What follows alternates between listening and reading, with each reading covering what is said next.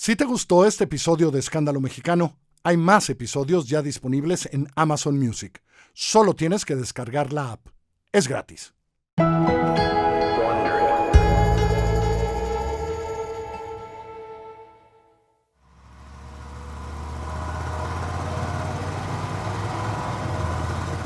Es 1996.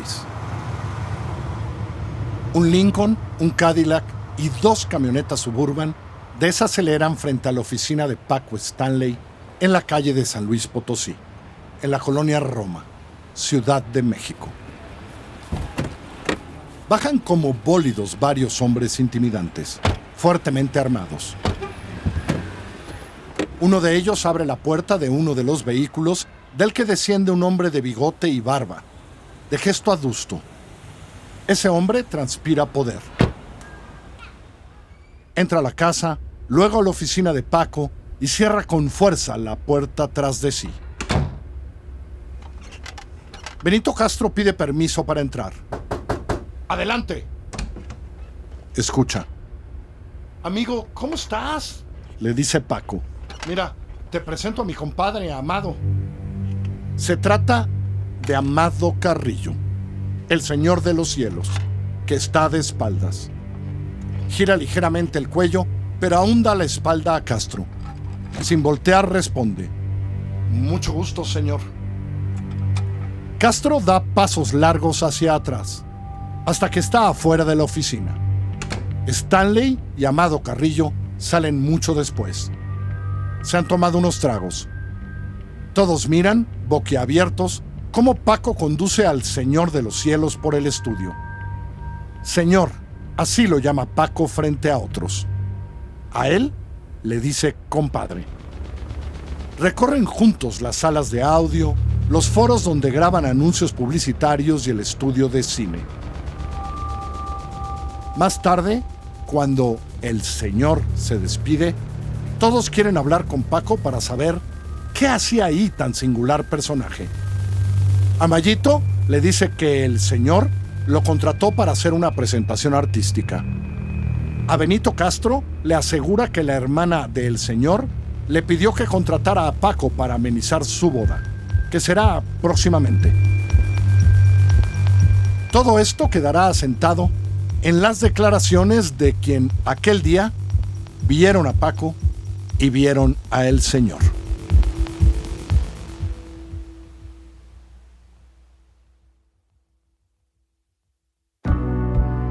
Para Wondery, yo soy Carlos Puch y esto es Escándalo Mexicano.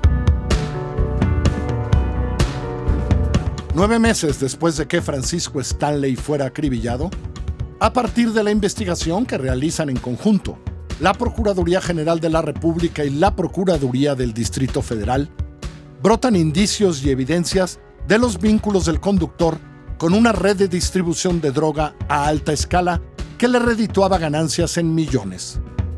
También se sospecha que lavaba dinero. La Comisión de Derechos Humanos nunca ha negado que el homicidio de Paco Stanley puede estar ligado con el narcotráfico. Los diarios mexicanos ofrecen detalles de los supuestos nexos de Paco Stanley con Amado Carrillo, jefe del cártel de Juárez. Era prestanombres del amo y señor de la droga que transportaba toneladas de mercancía en aviones.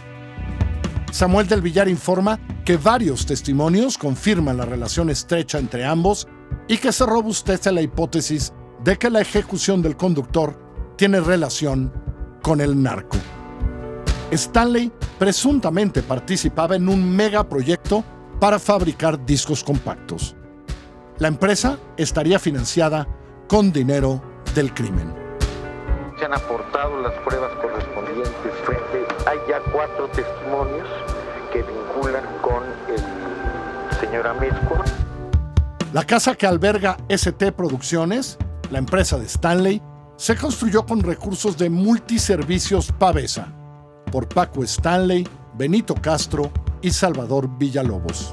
Y su representante legal era Mario Rodríguez Besares. Según las autoridades, hay elementos sólidos para afirmar que Mayito tenía móviles económicos y personales para participar en el homicidio, ya que poseía poder general y control absoluto de ST Producciones, donde se registraron movimientos cercanos a los 70 millones de pesos. Cuando muere Paco y que ya sale Mario de la cárcel, él empieza a hacer un programa imitando a Paco, copiándole a Paco. Y discúlpame, Mario, te quiero mucho, pero nunca lo vas a lograr. Este es el episodio 4, La fortuna secreta de Paco.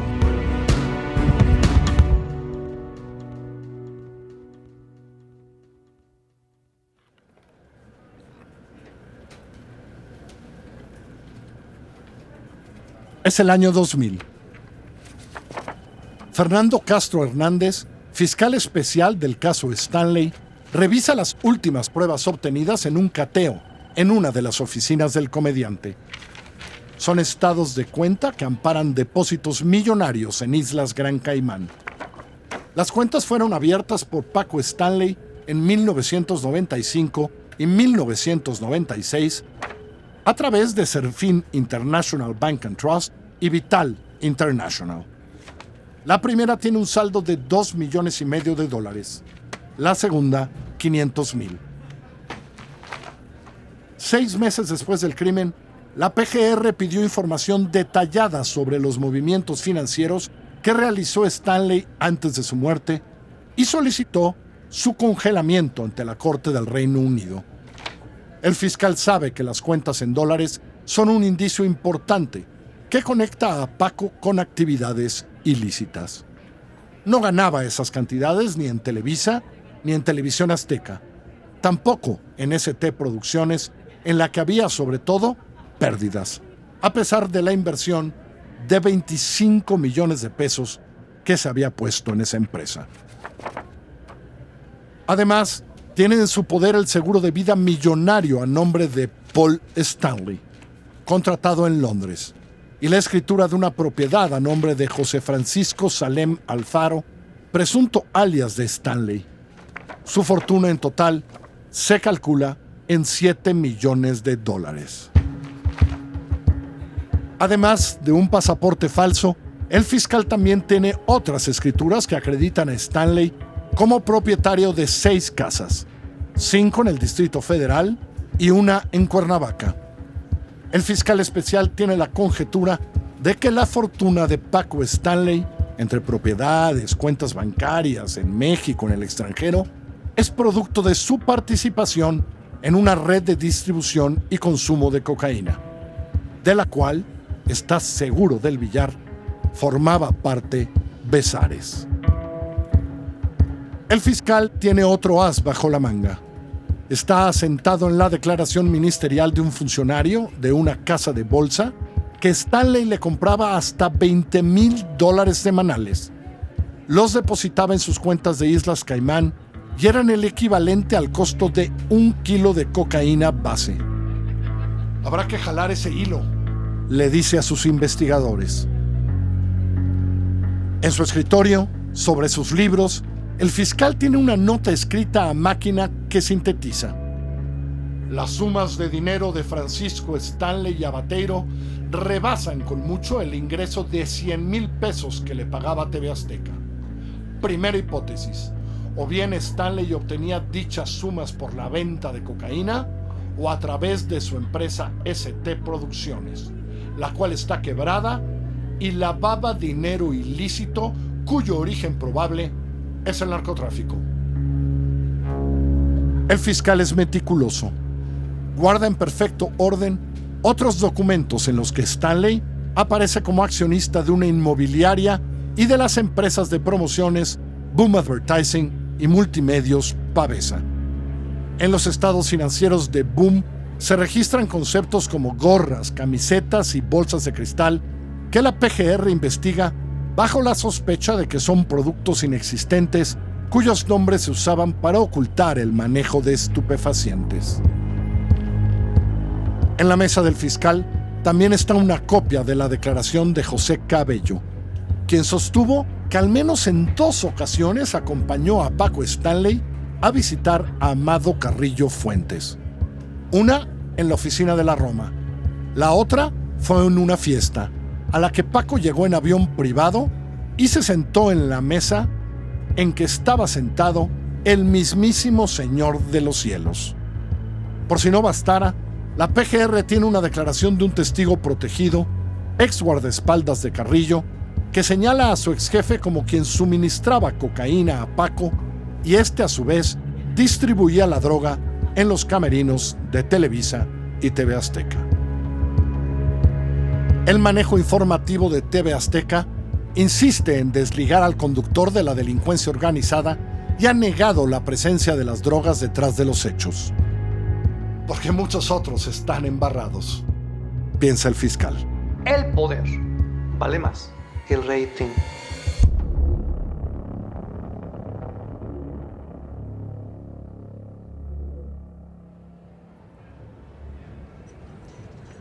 Es junio del año 2000. Mayito, encerrado en la cárcel, masculla. Su odio a Jorge Gil lo rebasa. ¡Ese mequetrefe! Rebrota en su memoria el 11 de febrero, meses atrás, el maldito día del careo entre ambos. Podía haber multitudes de periodistas del otro lado de los barrotes. La expectación era tan enorme que podía sentirse como una vibración. Un año atrás, ese mismo día, Paco lo había homenajeado durante el programa. Faltaba más, era mi cumpleaños. Un año después, le llevaron al presidio un pastel. Las vueltas que da la vida. A través de los barrotes observó a Gil charlando con Benito Castro, riéndose. ¡Qué huevos del Benito! Uno de los contados a los que Paco soportaba. También vio junto a la rejilla de prácticas a García, a el chofer. Había 3 micrófonos grabándolo todo, como parte de la recopilación de evidencias. Mayito puede repetir cada una de las palabras que intercambió aquel día con el pendejo de Gil. ¿No tienes miedo? No, para nada. Aquí no te puedes ir al baño. Dime si para ti soy culpable.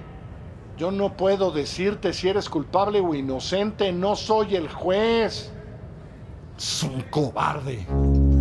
Mayito siente la garganta seca.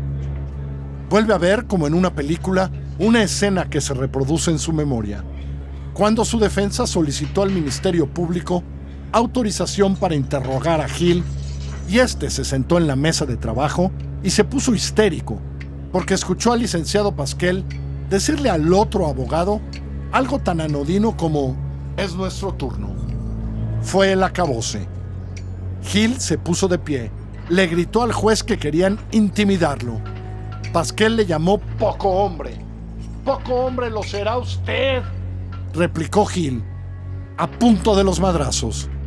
Gil siempre haciéndola de pedo, envidioso, güerito de mierda.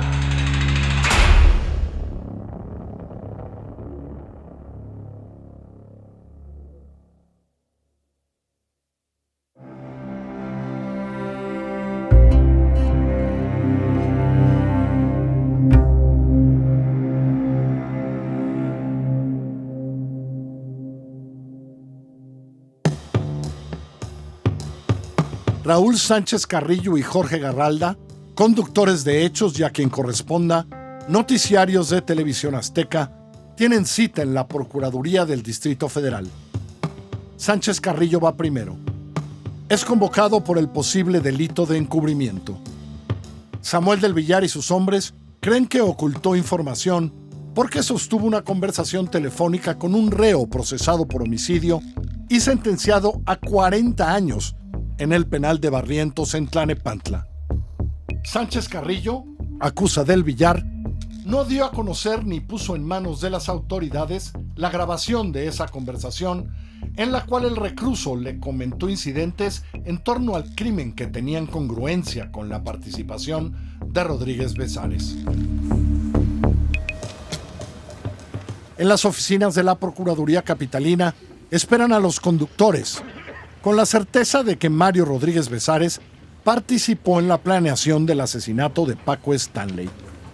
Pero no sueltan una línea de investigación que apunta a varios funcionarios de TV Azteca que habrían participado en algún grado de la ejecución.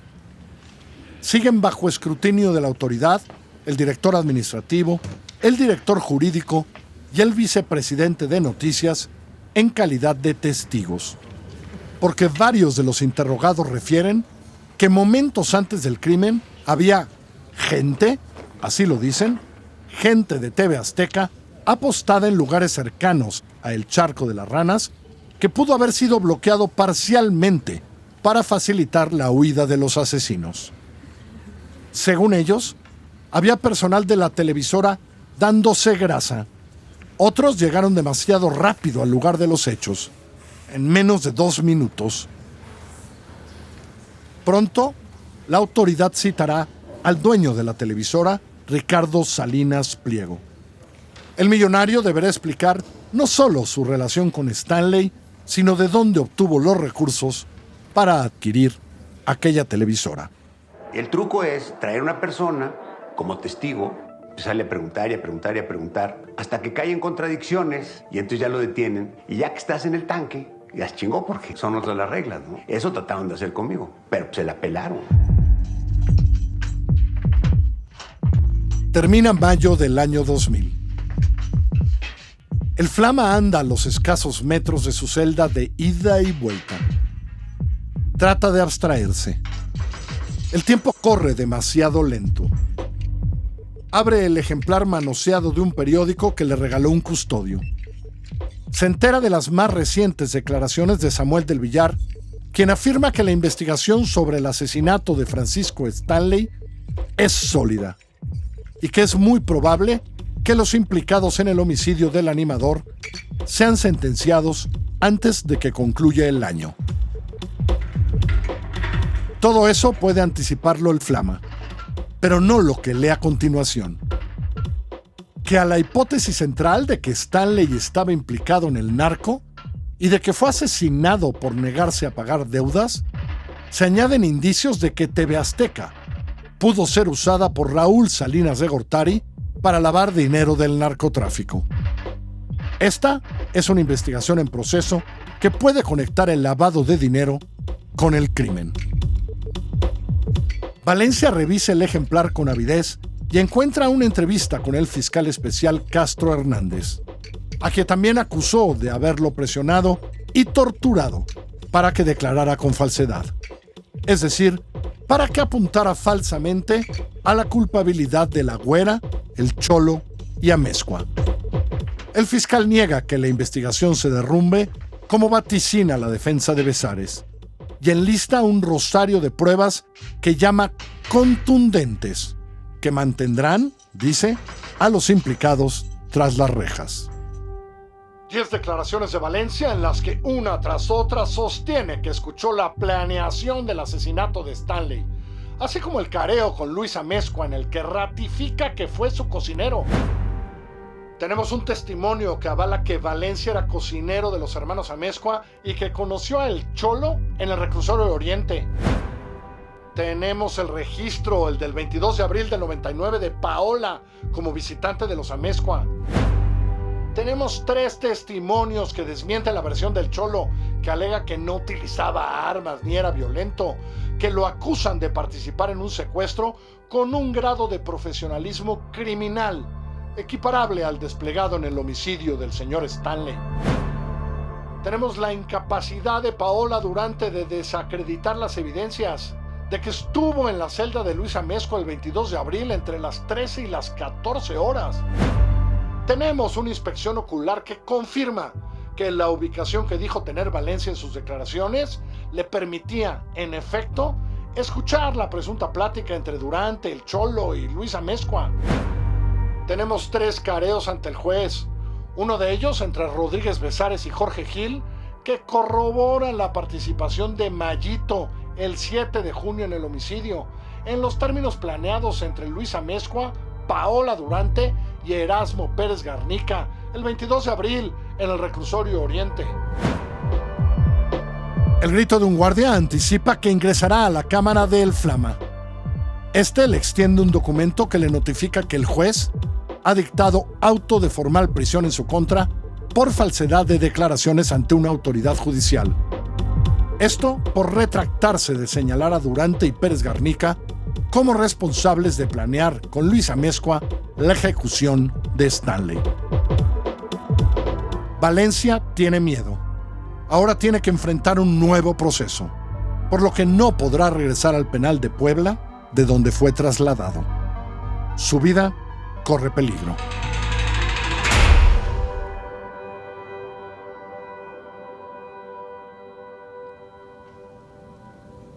Finaliza mayo del 2000.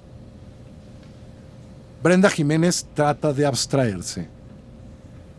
El tiempo corre demasiado lento. Abre el ejemplar del periódico al que está suscrita. Se detiene en una entrevista con el fiscal especial Fernando Castro Hernández, quien desliza que ella y Francisco Stanley, hijo del conductor, pueden haber tenido que ver en el crimen de Francisco Stanley. ¿Qué? Su primer impulso es tomar el teléfono, llamar a sus abogados, pero mantiene la vista sobre el diario con manos temblorosas. Según el fiscal Castro, su inminente consignación se sustenta en las contradicciones en las que ha incurrido en sus declaraciones ante el Ministerio Público, en testimoniales aportados por testigos y, sobre todo, en nuevos hallazgos que le inculpan. A lo largo de la entrevista, el fiscal explica que Brenda Jiménez ha declarado en 7 ocasiones ante el Ministerio Público y en ellas ha dado diferentes versiones sobre un mismo asunto, por lo que la Procuraduría presume que coparticipó en el crimen. La presunción de la culpabilidad de Stanley, hijo, aumentó al comprobarse que entre ambos la relación no era buena, sobre todo por los exuberantes gastos del muchacho, unos 30,000 pesos mensuales en la American Express. Además, el día del crimen, Stanley Pedrosa sustrajo varias cajas fuertes de las oficinas de la Roma, donde podía haber droga y dinero. En la plana editorial, Brenda Jiménez localiza el texto de un columnista que describe la declaración de Ricardo Salinas Pliego en la Procuraduría Capitalina. La columna dice que tiene informes de que el hermano del expresidente Raúl Salinas de Gortari entregó al otro Salinas Pliego, cerca de $30 millones para adquirir TV Azteca. El dueño de TV Azteca respondió más de 600 preguntas durante 16 horas y reconoció que Raúl Salinas le prestó $29,800,000 para comprar los canales 13 y 7 en 1994. La declaración del propio Salinas confirma que días antes de la licitación le llamó a Raúl Salinas, hermano del expresidente de México, quien le ofreció un préstamo que fue depositado desde Suiza. Le dijo que la suma provenía de unos inversionistas, aunque no dio nombres. Salinas Pliego admitió que firmaron un documento en el que se asienta que pagaría 12% de interés anual con vencimiento en 1999 y que no ha liquidado ese adeudo porque Raúl Salinas no se lo había pedido. Salinas Pliego refutó que tuviera conocimiento de que empleados de su empresa consumieran cocaína y afirmó que a Stanley y a Besares los saludaba cuando se los topaba en los pasillos de la televisora. También rebatió que supiera de la existencia de ST Producciones, aunque la Procuraduría comprobó que le facturaba a TV Azteca. Bueno, ¿qué es ilegal pedirle prestado al hermano del presidente? O si me digan que es ilegal, ¿qué? A ver, pues no, ¿verdad? Está por cumplirse un año del asesinato de Francisco Stanley. Las investigaciones contienen 120 tomos, unas 35,000 fojas. Las autoridades han citado a declarar a 470 testigos y refuerzan el supuesto de que el crimen fue ordenado por Luis Amezcua con el concurso de varios cómplices y que la deuda de drogas que Stanley no quiso saldar terminó pagándola con su vida.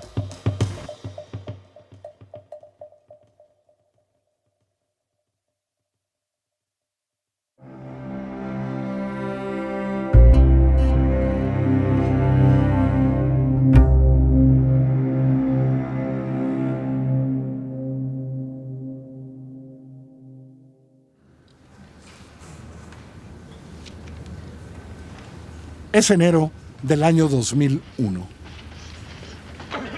El juez dicta auto de libertad a los implicados en el asesinato de Francisco Stanley.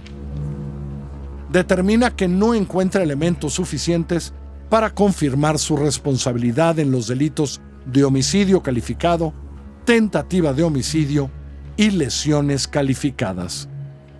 El defensor de Amezcua ha descubierto que el día que supuestamente Paola Durante visitó a su cliente, no había ningún registro, ni el 22 de abril ni en ninguna otra fecha. Paola Durante reza y deja de escuchar. Mira a su hermano, a unos metros, que aplaude. Por un momento no entiende. Se ordena su inmediata y absoluta libertad. ¿Qué? ¡Que nos vamos!, exclama Mayito.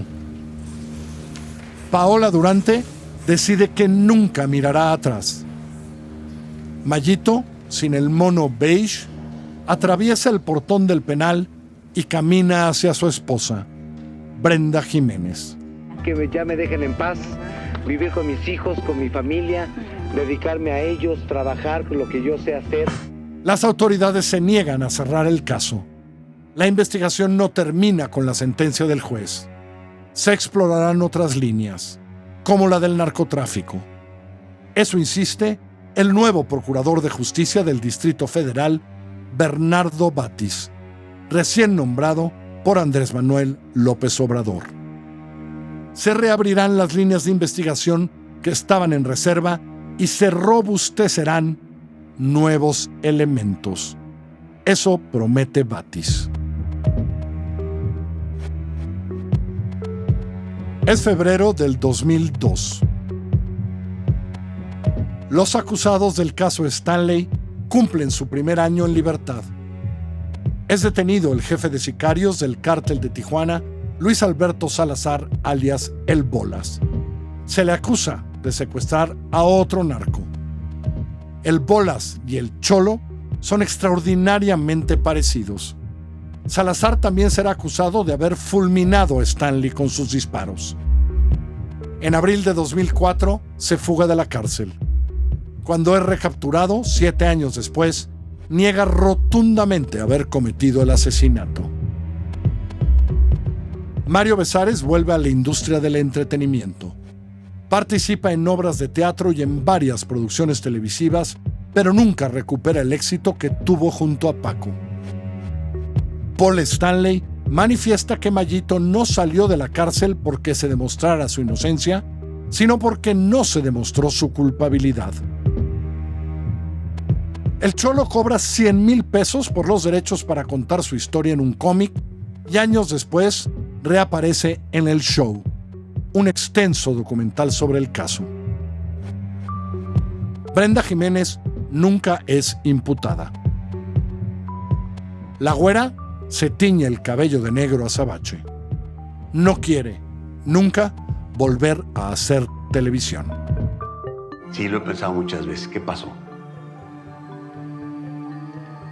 Yo creo, después de pensarle mucho, que fue un pinche asalto que quería en la camioneta, que de alguna manera puso resistencia y lo mataron. Es lo que creo. ¿Para qué hacerle tanto pinche?